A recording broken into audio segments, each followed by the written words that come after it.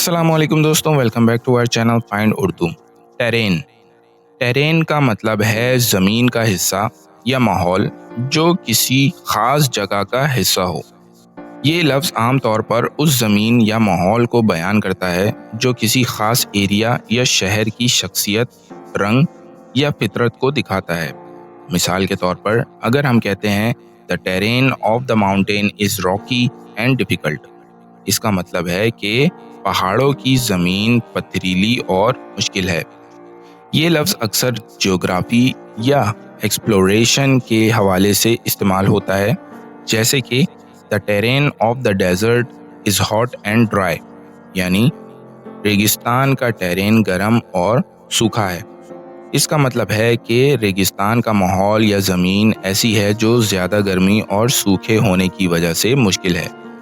تو دوستو یہ تھا ٹیرین لفظ کا مطلب۔ امید ہے اب آپ کو سمجھ میں آ گیا ہوگا۔ ملتے ہیں نیکسٹ ویڈیو میں، شکریہ۔